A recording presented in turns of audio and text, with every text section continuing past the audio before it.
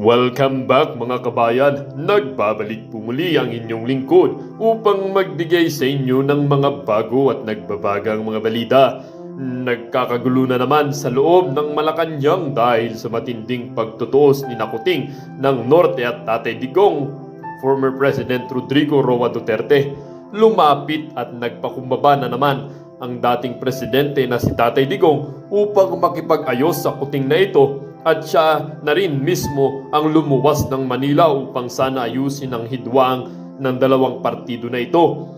Di inaasahan ni Tatay Digong at ni Kuting na sa kanilang pagkikita ay tila ba umepal at umapel na naman ang Makabayan Block at binuksan muli ang isyu patungkol sa Chacha Bill ni Tambaluslos.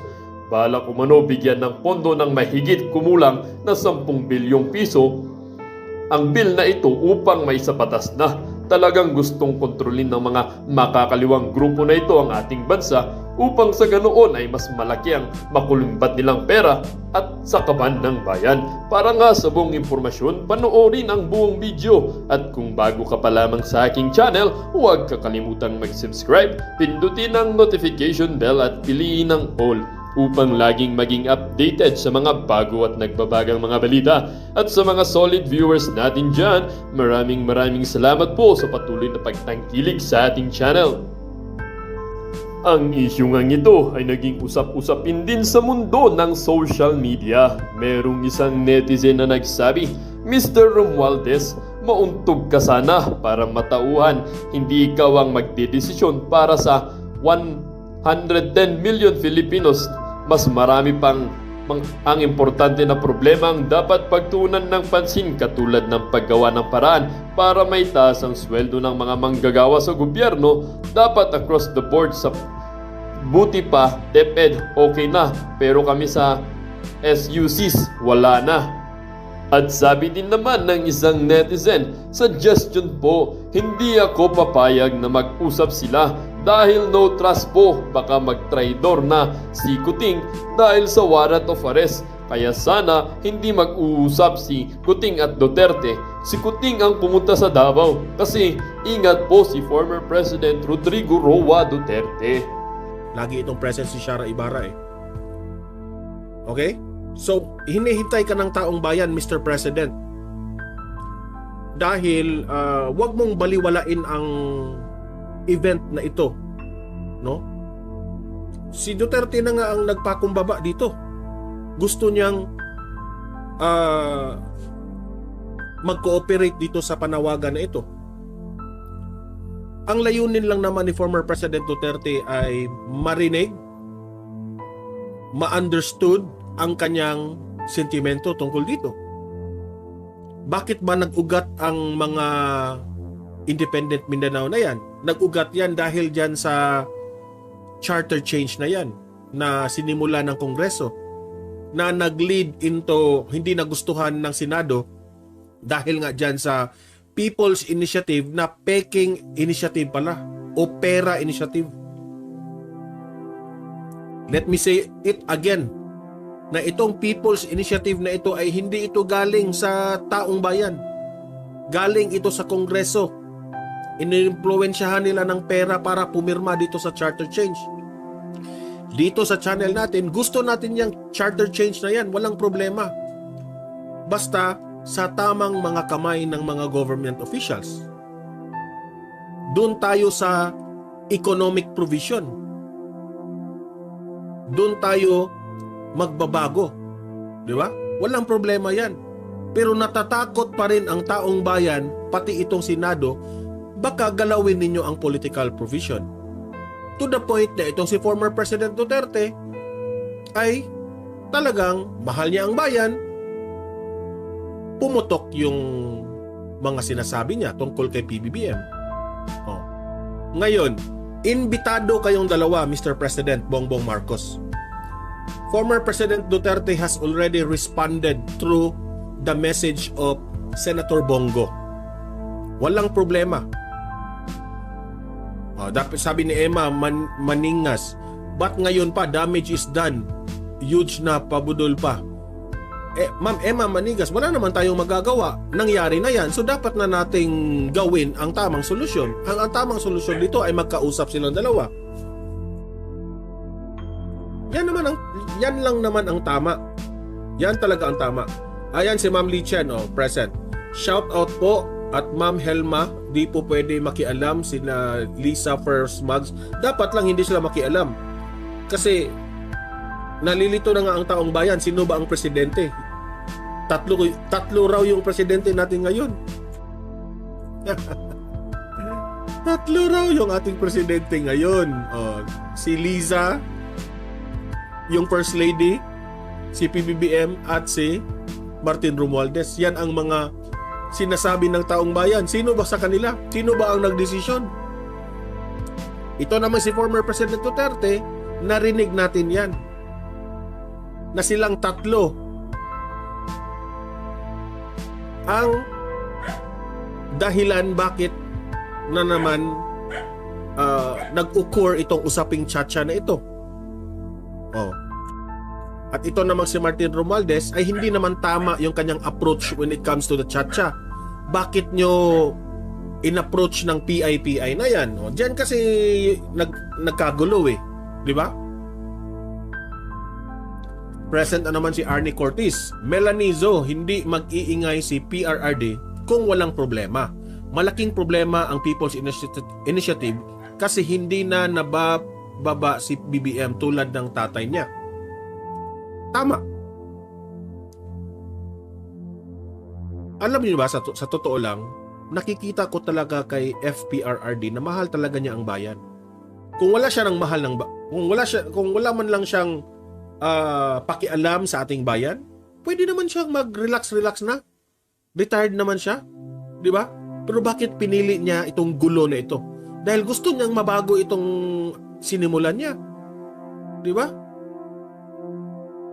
So, I hope itong si PBBM, ito lang ang aking reaction tungkol dito, I hope itong si PBBM ay mag-respond dito sa call for reconciliation na ang chairman dito ay si Greco Bellica.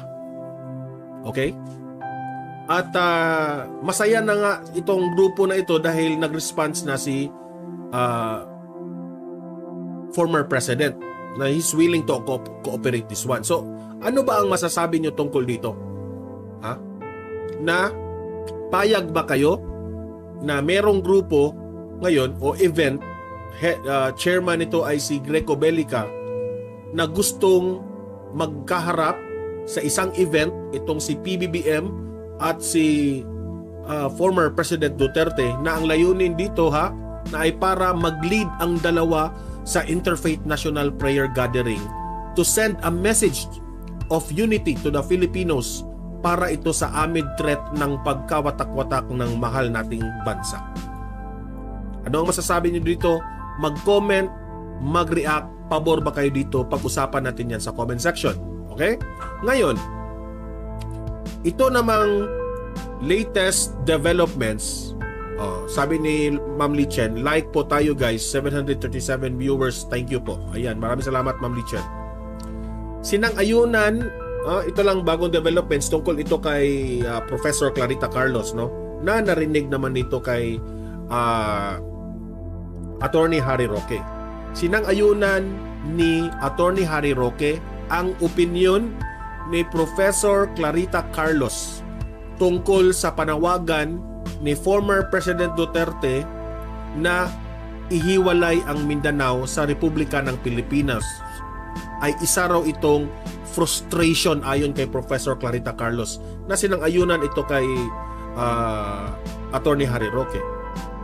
Okay? So, nung in-interview itong si Professor Clarita Carlos ng mga media, syempre, no? Marami talagang medyang nakaabang nitong si Professor Clarita Carlos dahil nga mabibigat rin itong mga statement ni Professor Clarita Carlos at kapani-paniwala yung kanyang mga statement, no? Para kay Professor Clarita Carlos, yung mga sinasabi ngayon ni former President Duterte tungkol dyan sa Mindanao, out of frustration lang ito. Kasi raw, itong si former President Duterte, no, dahil sa hidwaan ng mga nangyayari ngayon sa ating gobyerno, ito raw ay frustration ni Duterte. Hindi raw nagustuhan ni former President Duterte itong mga ginagawa ngayon ng Kongreso. especially itong Chacha na ngayon. Walang tiwala si former President Duterte sa mga ginagawa ng Kongreso. Diba? Especially nung People's Initiative na yan, na nabooking sila, na namimigay sila ng pera, ginamit pa yung pera ng taong bayan, mas lalong nagagalit itong si former President Duterte. Sabi ni Professor Clarita Carlos, na-frustrate itong si Duterte kaya nagkaganito.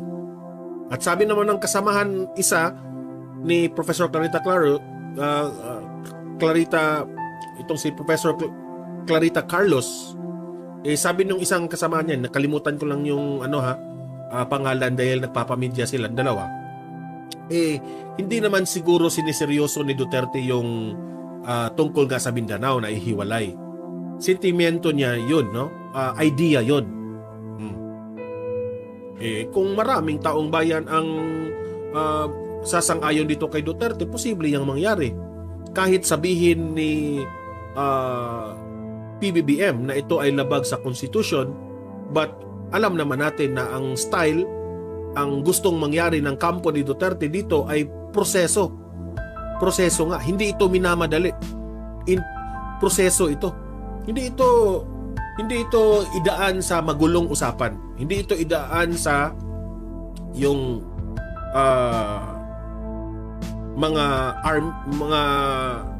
with force ba ng ating gobyerno o meron mang grupo itong mga kasundaluhan si Duterte. Hindi ganyan.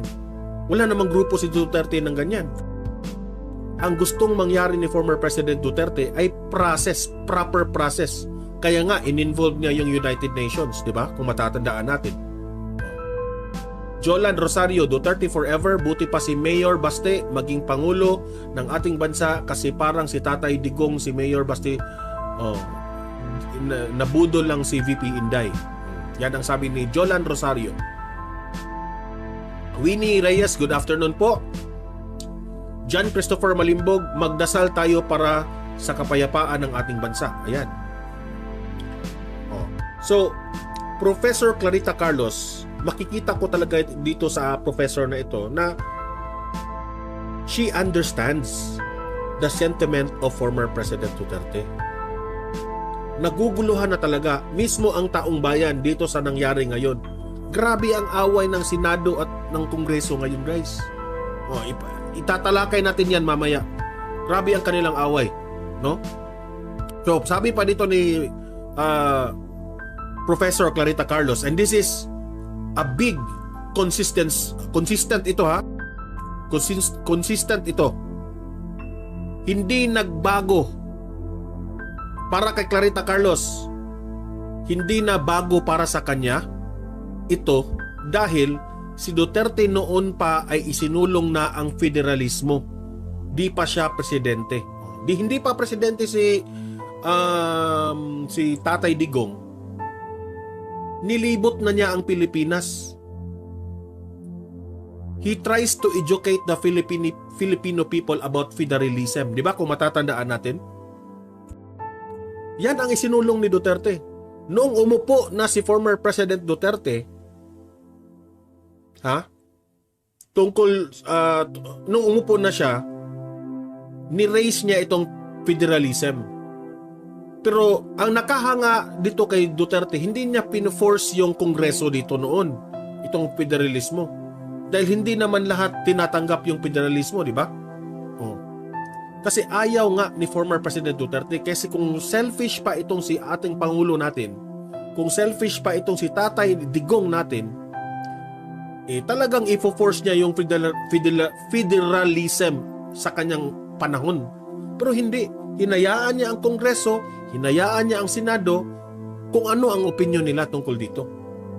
Pero sadly, hindi ito naaprubahan ng ating legislative branch. So hindi na yan kasalanan ni former President Duterte. So consistent si Duterte. Yung sabi niya ngayon tungkol sa Independent Mindanao, related pa rin ang kanyang idea sa federalismo. Hindi naging selfish si Duterte. So hindi na bago para kay Professor Clarita Carlos na ganyan ang sentimento ni former President Duterte. At buti pa itong si Professor Clarita Carlos, naunawaan niya at alam niya ang nasa utak ni former President Duterte. Bright ka talaga, Clarita Carlos. Bright talaga itong tao na ito. Oh, Ma'am Lichen, shout out po. Shara Ibarra, Emma Maningas, Susan Flores, Don Lianos, Arnie Cortez. Ayan yung ating mga viewers na mga loyal dito na every time mag-live tayo, present yan, ha? Arnie Cortez, Professor Carlos and Sas Rugando ay foreign policy experts. Correct. Marami kayong matutunan sa kanila. Exactly. Sometimes nga, no, yung makinig ako kay Sas Rugando, meron talagang mga foreign policy na ngayon ko pa na-understand dahil sa kanila. Itong dalawa na ito. Okay? So ako, mismo, sang-ayon ako dito. Sang-ayon nga si Atty. Harry Roque kay Professor Clarita Carlos.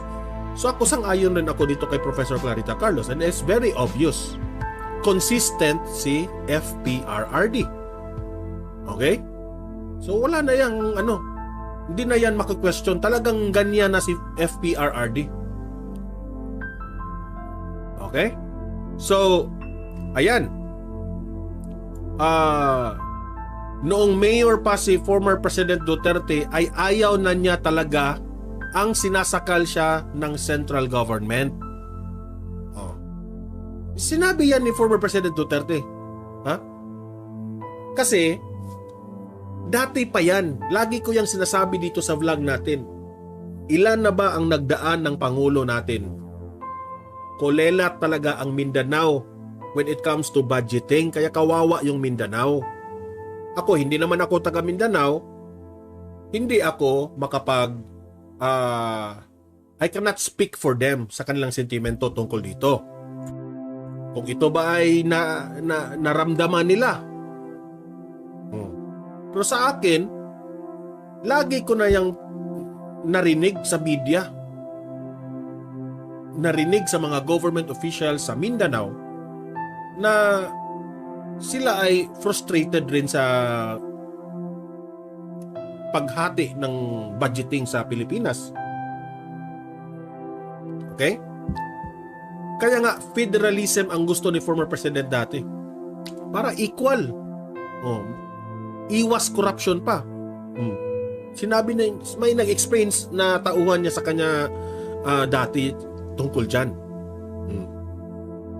Okay? Again, mayor pa si Duterte, ayaw na niya talaga na sinasakal siya ng central government na aapektuhan yung mga proyekto sa Mindanao. Hindi matapos-tapos dahil nga kulelat sa budget. Ngayon, in relation to this, ngayon isinusulong na naman nila ang Chacha. Okay? Ngayon, natuklasan na gusto nila People's Initiative raw dahil mabigat yung People's Initiative para maaprubahan yung Chacha. Diba? At nagkamali sila dyan, no? Binatikos sila dyan. Natuklasan ng Senado na mali ito. Inimbestigahan yan. And klarong-klaro, saan nagsimula yan? Ngayon, ang kakapal ng mukha ng mga taga-kongreso. Isa sa mga taga-congressman ang nagsalita, no? Nagsalita siya para sa kanyang mga kasamahan sa kongreso. Ang kongreso naiinip na at nagdedemand ngayon sa Senado na bilisan ang pagdidesisyon ng Chacha. Ang kapal ng muka. Kayo pa ang nagdemand, ha? Sayang na sayang raw ang oras at naiwan na raw ang Pilipinas. Sila ay nagdedemand na ang Kongreso. Sila pa yung nagdedemand sa Senado. Senado, bilisan nyo, Senado. Yan ang sabi ng Kongreso. Sila pa yung may gusto dyan sa Chacha na yan. Sila pa yung magdedemand. Di ba ang kakapal ng muka? Dapat nga ang gagawin ninyo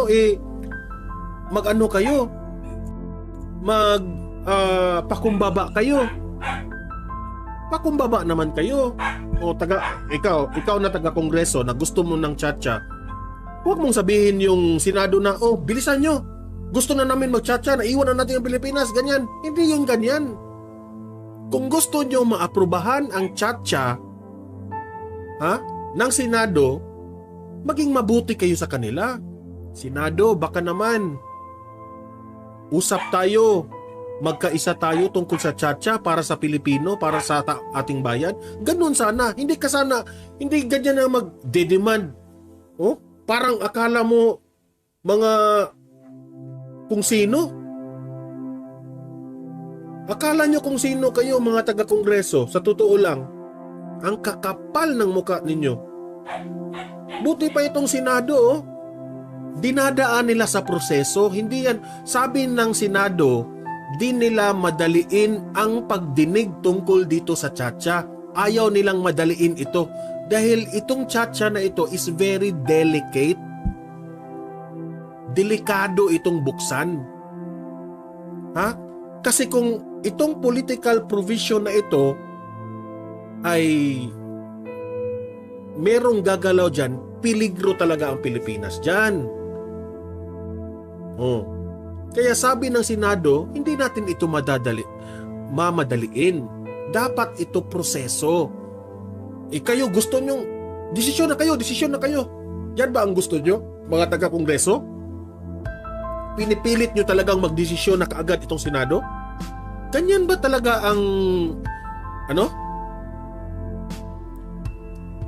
ganyan ba talaga ang asal ninyo? Ang demanding nyo? Kaya nga ang daming nagagalit ngayon dyan sa Kongreso. Mga ma'am, mga sir, hindi ganyan. Binoto kayo ng taong bayan. Ang pagdidesisyon ng isang bagay, especially when talking about the Constitution of the Philippines, dapat we will do it perfectly. Step by step. Proseso ito. Huwag kayong mag-demand. Grabe, nakita ko yung video. Hambog talaga, hambog. Sobrang hambog. Ang yabang. Hindi man lang kayo nahiya sa Senado? Grabe, ganyan. Hindi ko nga alam bakit ngayon ang Kongreso para talagang Panginoon yung leader nyo dyan? Sa totoo lang, mas naramdaman ng taong bayan na presidente yung House Speaker nyo. Sa sobrang bait ni Presidente Bongbong Marcos, walang preno na itong House Speaker. Delikadesa ba? Yan ang gusto natin, delikadesa. Meron tayong presidente. Huwag feeling president, House Speaker. Respect naman kay PBBM. Ngayon sabihin nyo, hoy, mga senador, magdesisyon na kayo ng tsa-tsa. Ayaw nyo ba o hindi? Magdesisyon na kayo. Naiwan na yung Pilipinas. Ang demanding nyo naman. Para kayong sino di ba? Kaya nga, sabi ni Jolan Rosario, sir, paano nandyan si Tambang? Kaya nga, itong presidente natin na si PBBM, dapat maging matigas siya. Dapat, hindi ko nga alam hindi ko nga maintindihan kung ito bang si PBBM takot dito mag-call ng attention dito kay kay Martin Romualdez. Alam nyo, House Speaker Martin Romualdez, wala namang para sa akin, walang mali sa gusto mong mangyari tungkol sa tsa-tsa. Wala man ang mali, sir. Ang problema lang, sometimes wala kang delikadesa kay PBBM. Lumalampas ka na sa mga galawan mo. Merong mga desisyon si PBBM na hindi mo tinutupad. Sabi ni PBBM, noon, dati dyan sa ICC na yan na walang jurisdiction ng ICC, anong ginagawa ng Kongreso? Pilit niyong pinapasok yung ICC. Talagang pilit niyong buksan na pag-usapan yan na makapasok. Yung Chacha, sabi ni former President, sabi ni PBBM na hindi napapanahon, pero still you insist na gumawa, pag-usapan, resolusyon yung Chacha na yan. Saan na ba ang respeto nyo sa Presidente? Di ba? Ang dami pa. Di ninyo nirespeto si Presidente Bongbong Marcos by not approving the confidential funds of VP Sara.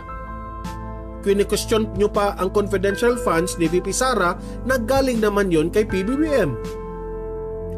Nasa na ba ang delikadesa nyo dyan? Di ba? Ako, Mr. House Speaker Martin Romualdez, hindi naman kami galit sa inyo, sir.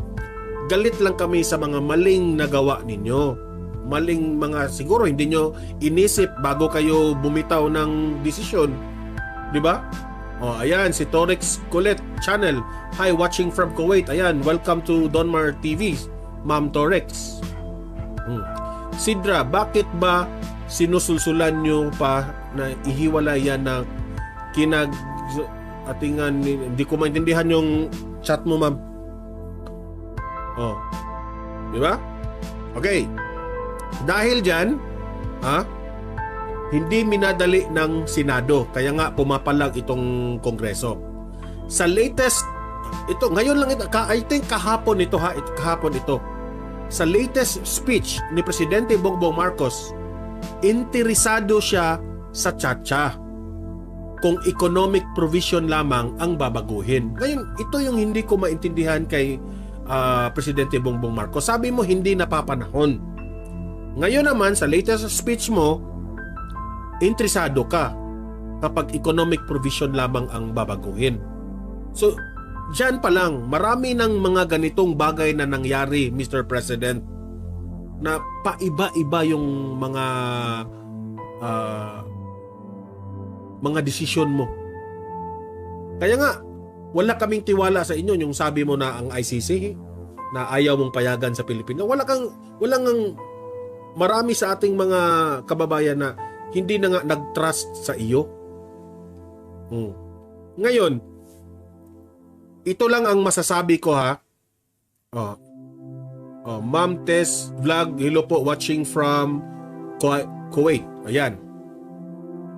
Medyo mahina yung signal natin. Okay? Ito. Sa latest speech ni PBBM, no, sabi mo, interesado ka kapag economic provision lang.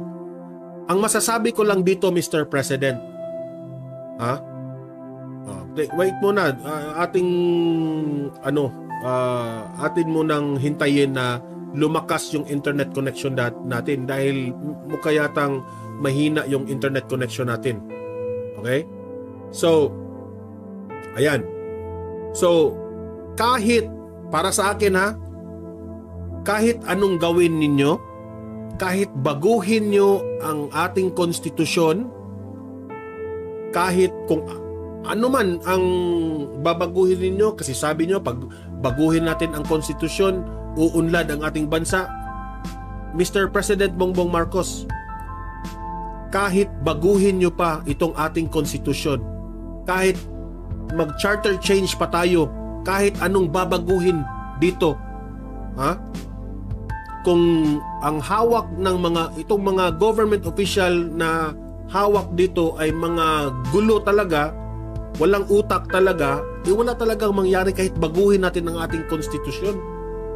Kahit kung ano pang perfectly done na pagkabago ng ating konstitusyon, kung pulpul naman ang mga politikong hahawak dito, I think it's not the constitution that will be changed. It's you yourself na mga politiko ang dapat magbago. Kayong mga taga-kongreso, dapat kayo ang magbago, hindi yung charter change. Instead of charter change, dapat mga Congress change dapat. Congress change dapat. Hindi yung konstitusyon ang dapat baguhin. Kayong mga congressman ang dapat magbago. Useless, babaguhin natin yung charter change, babaguhin natin yung konstitusyon, pero ang mga congressman hindi nagbabago. Pasaway pa rin. Walang effect pa rin. At ngayon, nagdidemand kayo sa Senado na bilisan yung charter change? Useless. Useless. Kayong mga politiko, magbago muna kayo bago natin baguhin ang charter change. Ang konstitusyon. Kapal ng mukha ninyo. Di ba? So yan ang latest speech ni Presidente Bongbong Marcos. He is for Chacha pero economic provision lang. Ngayon, itong Makabayan Black, duda dito sa intensyon ng Kongreso. Nagdududa na itong si Raul Manuel sa Kongreso. Galing siya dyan sa Kongreso eh. Representative Manuel na ang nagsabi nito. Sinabi ni Representative Raul Manuel na maging honest si PBBM. Maging honest ka raw, Mr. President, sabi ni Raul Manuel. Dahil biyahe siya ng biyahe sa ibang bansa at marami na ang nag-pledge na mag-invest sa Pilipinas. Sino ba ang mga dayuhang kumpanya at gobyerno ba yan, PBBM?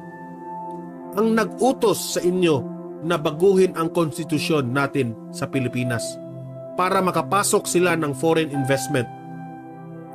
Kaya pala ito Makabayan Black nagdududa na kay Presidente Bongbong Marcos. Baka raw itong si Presidente Bongbong Marcos ay siya yung may gusto na sa charter change. Si PBBM ang may gusto sa charter change dahil di umano may marami ng mga foreign investors na nagsulsul kay PBBM na baguhin ang konstitusyon ng Pilipinas dahil mag-open ng foreign investments. Yan kay Representative Raul Manuel. Ito bang Makabayan Black? Kaya duda sila dito.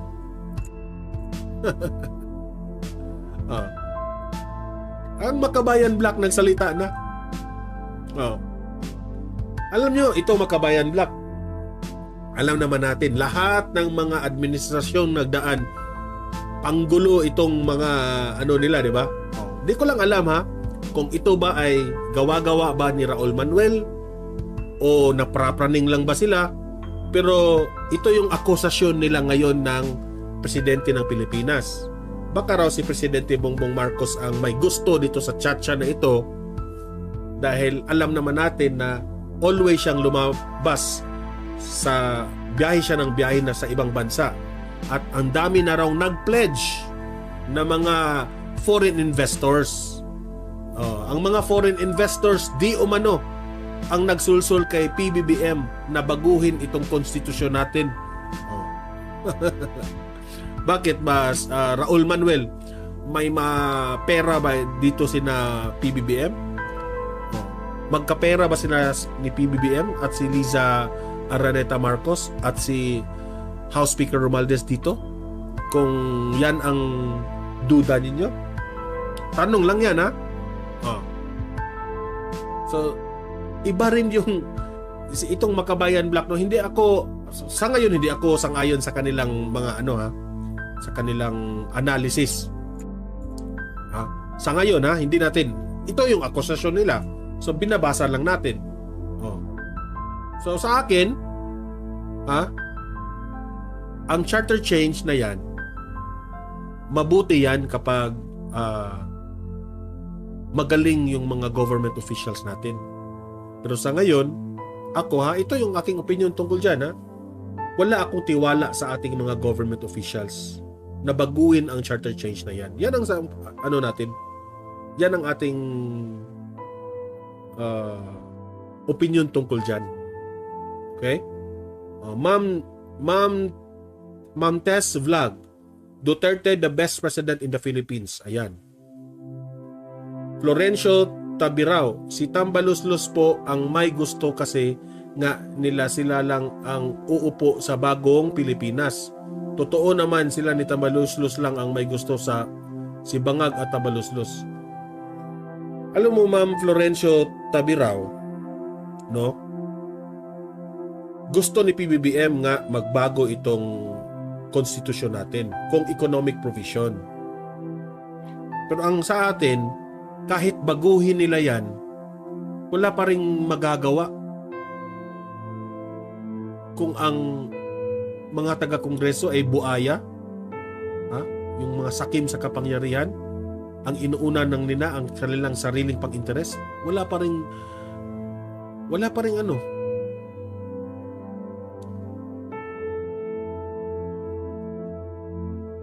wala pa ring saysay ang charter change na yan. Lovely Sent, matulog muna, nahihilo ako sa iyo. Lovely Sent, kaya nga yung pangalan mo Lovely Sent. Lovely Sent nga kayo. Matulog ka na, mag-ipicacent oil ka. Huwag ka, hindi ka bagay dito ma'am kung nahihilo ka.